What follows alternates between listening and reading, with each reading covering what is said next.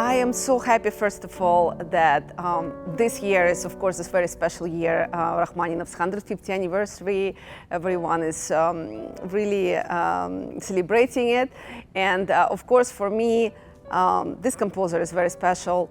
In my family, my great-great-grandmother, she was a singer, mezzo-soprano, and she was from Kharkiv, from Ukraine. And she worked in the Kharkiv Opera Theater and was singing there all her life. And she knew Rachmaninoff, and Rachmaninoff wanted to do a few concerts together with her. And in our family, it's a very special, very unique. We have programs from that concerts they did together. It's priceless, really.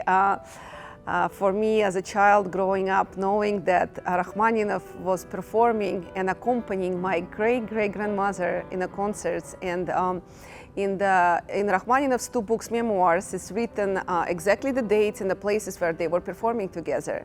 So, you know, from that kind of feel that this genius touched a little bit my family. It was very special since I was, you know, a little girl starting playing piano.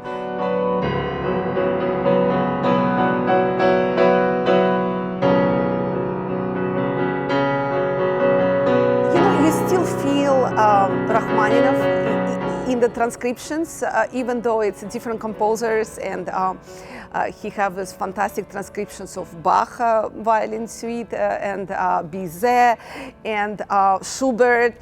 But anyway, the touch, something special about his language is anyway you can hear in the music of those composers with the transcriptions. I must say that when I heard him in, of course, famous recordings of his Schumann Carnaval or his Chopin Second Sonata, how he plays, how he interpreted, it's total Rachmaninoff. It's so unique and so incredible because he was such a genius, and understanding of these composers for him was so different that when I remember the first time I heard his Schumann Carnaval, I wanted to take everything what he's doing, which was absolutely impossible because it's Rachmaninoff's interpretation, and I said to myself, I can't listen to it anymore. I need to stop because it's so powerful. It's so personal that I said, no, I need to totally get out of that Rachmaninoff touch and do something different with Schumann. And I know I'm doing it totally different, but every time when I'm thinking about those recordings of that specific pieces, and I understand how huge that composition mind of that genius was when he was performing other composers. The same with the transcriptions. It's his vision of that music, and you can feel that language anyway, Rachmaninoff's language.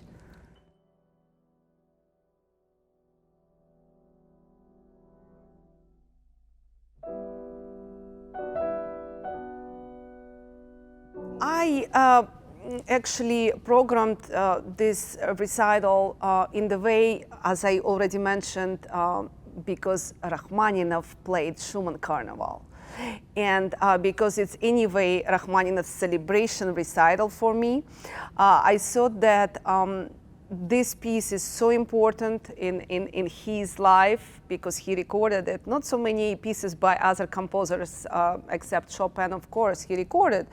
So this piece is very important for him. That's why I really wanted to kind of acknowledge him as a pianist as well, not just as a composer, but a genius pianist. This piece went through all my life. I played this piece for many years, and it went through different stages with me. And I think now I must say that I found that very personal meaning of this piece for me. For me, it's yes, it's a carnival of. It is monumental, but for me, it has a one line from the beginning of that important introduction to the end. As a Carnaval with the masks and his favorite people and ideas and you know, even Chopin there and Paganini and it's just short. It comes and it goes, and this momentum, you need to have that line which connects all of these different images, different people, different ideas in his mind, because he was so incredible with million details even in one piece. And sometimes it's easy to just kind of go in it and swim too much. And you need to, you need to pick everything and just keep it as long as you can. So it's a big line, it's a carnival. Yes, all of this is a momentum, but there is a bigger idea. And this is for me the most important thing, to show that I am introducing that firework of great ideas and moments, and I am going in it, and I'm taking my audience with me, and I'm telling the story of all of these different people.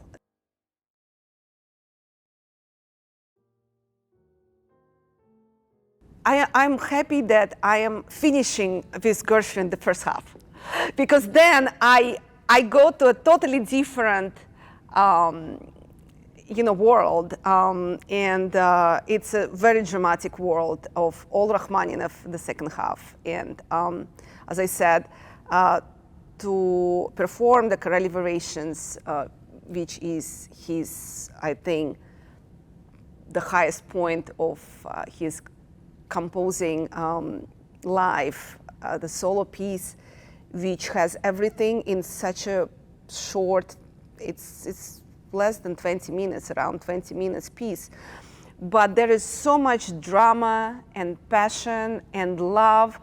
It's like a life of a person from beginning till end, from just a very easy, very simple melody of Corelli. He transformed it to something, his language, that incredible passion and love in that variation, and that how it goes, and it's just always, there is never a stop of emotions in this piece, until the end, when is the last variation finishes in a really huge sound. He writes a four forte, and then it's only just a basso ostinato, one octave going again and again. He repeats it slower and slower. It's like the, as I said, life stops. That's it. It's the end. And you think that he finished the piece? No. And this is afterlife.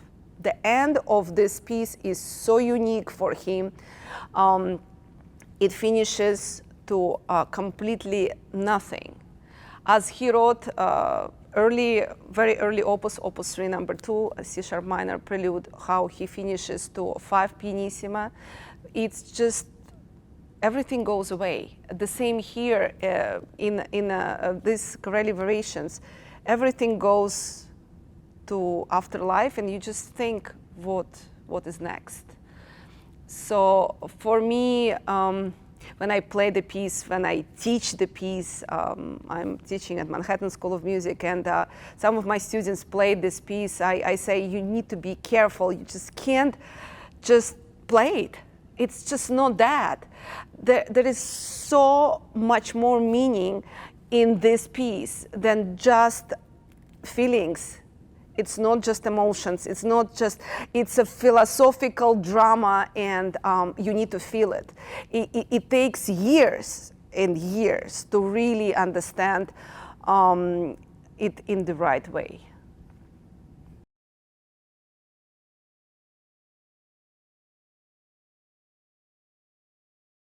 I think this process is just wonderful to be able to just be alone with this wonderful instrument. Sometimes hours and hours, and finding something special, and of course you want to share it with your audience, and this is what I love to do, but there is so much distraction in life, and sometimes unfortunately not very pleasant. So I try to always stay positive, and I always say to my students, I think with the positivity you can find also strengths. And you teach yourself how to be strong, and I love a good company. I love to go to opera. I love theater. You know, everything what connects me to inspires me, to connects me to my music, to the composers I'm performing at the moment. It's very important for me to just like a sponge, you know, take everything positive, and it's a great learning process, and for us, we're lucky as musicians, we learn all our lives, so that's a really great profession, and I'm just you know, going through my life, trying to give you know, whatever I know, my knowledge to my students and to my son, of course, and also what I know with this instrument, I give to my audience, and I know the response, and especially the response when I feel that response. I don't need to hear it, I feel it, you know, this energy. The live concerts, we are back from that crazy COVID time, and we're again back on stage, and to feel that energy from the audience is just so wonderful. So I will continue as long as I can, and I will always be positive if possible. I can't wait to be in Indianapolis. It's very soon. Thank you so much.